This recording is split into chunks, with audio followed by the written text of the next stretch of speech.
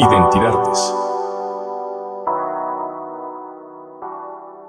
¿Qué tal, amigas, amigos? Es un placer saludarles y al mismo tiempo darles la bienvenida a Identidades, este podcast que forma parte de la agenda cultural del Centro de Documentación e Investigación de las Artes de la Secretaría de Cultura. Y en esta ocasión me da mucho gusto darle la bienvenida al maestro Israel, que muy amablemente ha aceptado esta invitación. Los saludo con muchísimo gusto y vamos a comenzar la plática porque hay una gran trayectoria de parte del maestro Israel como músico de formación, pero también con una serie de proyectos muy valiosos, con grandes aportaciones, que es lo que vamos a comentar el día de hoy. Mi querido maestro Israel, ¿cómo estás? Muy bien, el gusto es mío, maestro Francesco, y agradezco mucho la invitación y que me haya tomado en cuenta pues para hablar un poquito sobre el trabajo que realizo. Perfecto, pues enlazándonos, pero queremos conocer un poco más sobre la trayectoria de Israel en el sentido de su formación como músico, que sabemos que se ha dado en las filas de la música académica, bueno, con la tradición técnica de interpretación que esta implica, y bueno, hay quienes defienden y son acérrimos muy puristas de la música clásica en su sentido grandilocuente, pero a veces esto nos obstaculiza el hecho de comprender un poco mejor las posibilidades expresivas de la música. Desde tu enfoque y desde tu experiencia como intérprete, ¿consideras que en efecto hay puntos de convergencia entre la música culta y la música popular, o que seguimos de alguna manera alimentando este tipo de prejuicios sociohistóricos? Desde mi punto de vista hay varios puntos de convergencia, ¿no? Podría ser en los elementos técnicos, o antes que ellos incluso los instrumentos, ¿no? Los instrumentos musicales, podemos tener el violín, el arpa, y la tradición no excluye estos elementos técnicos. Me refiero a las técnicas de ejecución, ¿no? Sí. El uso de la armonía, la generación de nuevos lenguajes musicales a partir de la incorporación de elementos de la música de la academia. También adapta los géneros de las músicas tradicionales a sus filas. Claro. Desde los ritmos, desde las melodías, en busca de los timbres. Creo que se va nutriendo actualmente uno del otro. Y un ejemplo, yo estudié la licenciatura en música en la Facultad Popular de Bellas Artes, y el estudio de la música antigua no se profundizaba, o sea, en el sentido estricto de lo que llamamos música antigua, ¿no? Que es esta música que viene, el estudio desde el medievo, el renacimiento, el barroco, no lo veíamos tan a fondo. Entonces, cuando me invitan a trabajar en el proyecto específicamente el proyecto de Sarao, el maestro Jairo, pues al principio era un tanto experimental, ¿no? Pues dijimos, bueno, desde mi punto de vista, desde mi parte, dije, bueno, están las partituras, están las grabaciones. Sin embargo, me di cuenta que no era suficiente y pues una de las cosas que empecé a realizar ya más a profundidad es el estudio en forma de la música antigua. Busqué un maestro que se especializa en esta música que me pudiera guiar. En un principio, primero me invitan y empecé a tocar la flauta de pico, pero para esto me di cuenta que hay que acercarse a las técnicas de ejecución de época, claro, a la articulación, a escuchar mucho más música, a conocer intérpretes y cuáles son las propuestas de estos intérpretes y el punto de vista musical, ¿no? Aparte de estar leyendo muchísimo sobre el estilo, creo que es un área muy compleja. Es un área que requiere, además de una formación técnica, también pues un conocimiento teórico de la materia. Y para lograr este balance es estar estudiando y saber que lo que uno puede llegar a hacer se tiene que nutrir con más conocimiento. Y sobre todo que en esta época creo que se está dando este realce de la música antigua, ¿no? Y está abriendo nuevos terrenos y nuevos panoramas musicales. Por lo tanto, se están nuevamente regresando a los métodos antiguos, a las tablaturas y, como te comenté en un principio, a las técnicas de ejecución, claro, de los instrumentos. Sí, es importantísimo esto que comentas y va muy relacionado también a la promoción y a la difusión de algunos proyectos que tú también has desarrollado. En tu opinión, ¿cuál podría ser la importancia de la difusión de estilos musicales, ya no solo de épocas antiguas, sino originarios también? Tú que has tenido esta oportunidad de estar en contacto directo tanto con portadores de tradición como con nuevas generaciones, y sería importante conocer cuál es la opinión de un músico ya experimentado como tú en cuanto a la difusión de estos estilos musicales originarios. Bueno, he tenido la fortuna de acercarme a la música tradicional, primero a la que pues yo conocí desde pequeño, la que forma parte de mi primer identidad, de mi infancia, de mi juventud, en Veracruz, ¿no? El son huasteco específicamente. Tuve la fortuna de tener cercanía con varios músicos y esta cercanía que se tiene en el pueblo, ¿no? Posteriormente, ya que empiezo a abordar la música y bueno, ya vamos a venirnos a la época actual, que tengo la fortuna de traer, específicamente voy a hablar de la música de arpa de la Tierra Caliente, pues me doy cuenta que había todavía mucha falta de información sobre algunos estilos específicos de música de arpa. ¿A qué me refiero con esta información? Había todavía en algunas zonas, justamente en la zona que yo, mucho trabajo que ya se estaba empezando a realizar, que ahorita ya está generando frutos, pero que desde mi punto de vista había todavía algunos sesgos de que cómo era la interpretación, cómo se tocaban algunos sones que sobre todo han caído en desusos o de los que solamente se tenía registro sonoro de algún instrumento, ya sea o de la guitarra de golpe o del violín o solo del arpa. E intentar hacer esta recreación, me di cuenta que no era una tarea fácil, que requería realmente o requiere de un análisis musical en forma, que se requiere de un análisis también de los documentos, tanto archivos sonoros como archivos audiovisuales. Se requería hacer transcripciones musicales, un análisis muy estricto de la música que no tiene fin, ¿no? Pero bueno, específicamente a la pregunta que me dices, dar a conocer este vasto mundo de la música tradicional y valorar la riqueza de este pueblo, pues es parte de la importancia de promover, ¿no?, esta herencia musical, ¿no?, para evitar que caiga en el desuso, ¿no? Y parte de estos trabajos que se realizan, pues es fortalecer entre las juventudes y generar espacios para que estas mismas pues se acerquen a estas músicas y tengan un lugar donde aprender, sí, donde conocer su propia tradición, sobre todo, ¿no? O sea, prácticamente lo que yo creo es que se requiere mucho trabajo para que más gente se sume a estos esfuerzos para la difusión y el fortalecimiento de esta música.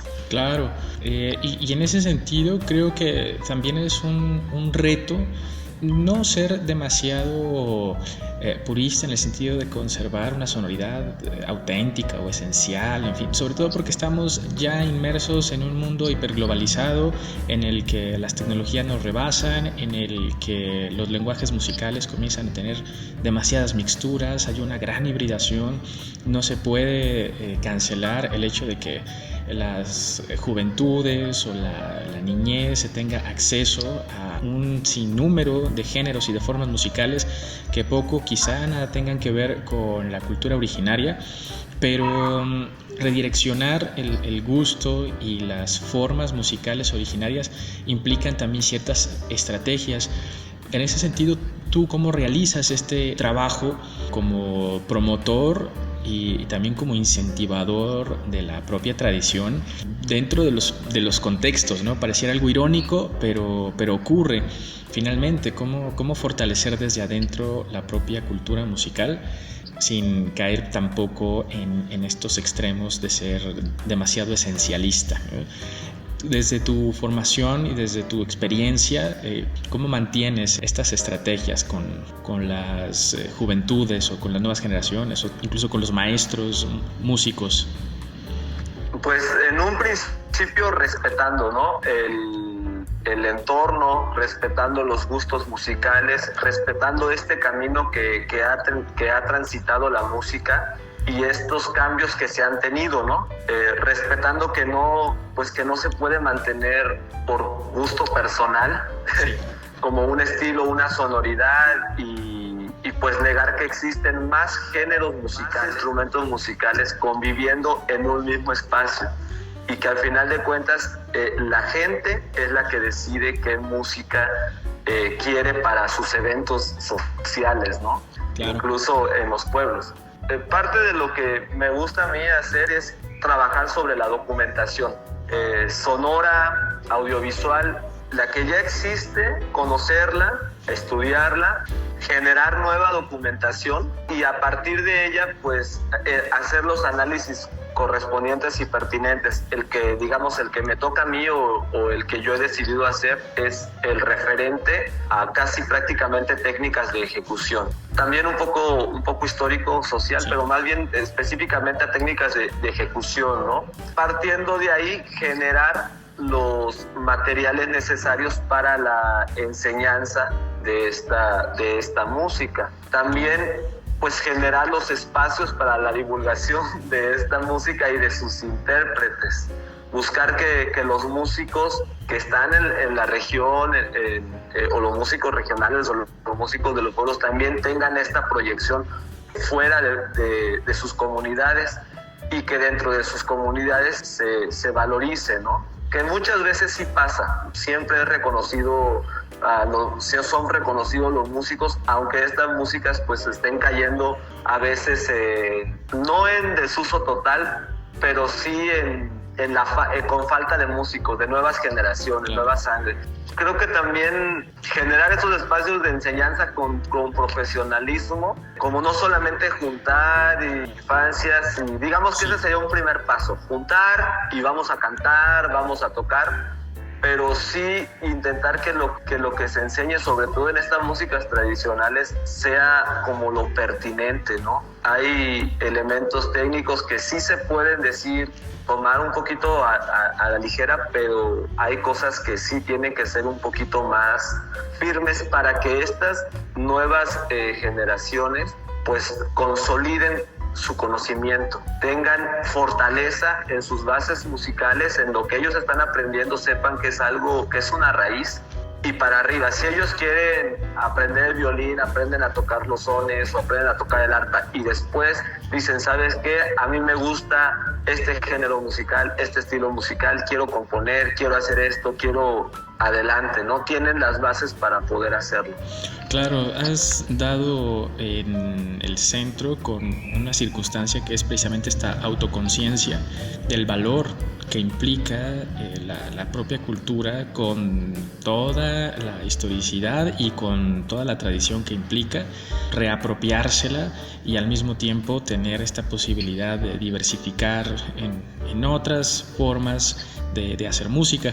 Finalmente, mi estimado maestro, porque el tiempo es apremiante de alguna u de otra forma, ¿cómo responde el público y también, bueno, la comunidad académica, los músicos?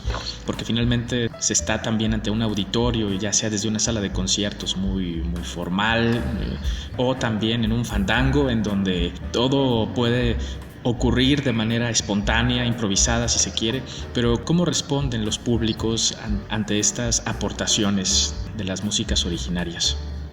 Yo creo que todo trabajo que se realiza con honestidad y con una línea muy, muy clara de lo que se hace, así sea algo muy sencillo, siempre va a tener buena respuesta y buena acogida por el público, por la gente de las comunidades o en una sala de concierto.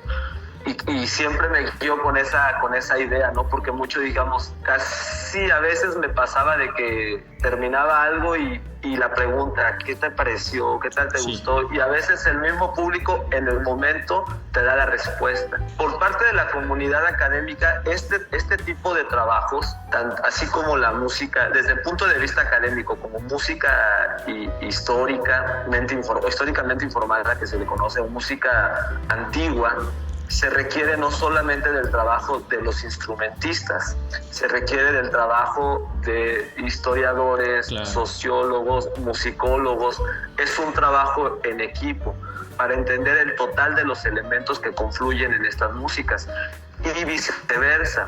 Desde el punto de vista histórico también se requiere nutrirse de profesionales de la música que hagan las aportaciones correspondientes, claro. Profesionales en la literatura, profesionales en la danza, y eso nos va a dar siempre una visión, un panorama más amplio de lo que está sucediendo. Y creo que hace falta ahí un poquito fortalecer los lazos, ya se generaron, se están creando. En México ahorita está habiendo un boom de músicas tradicionales, sobre todo en las juventudes, que se puede ver en Veracruz, en Hidalgo, en géneros como el son huasteco, el son jarocho.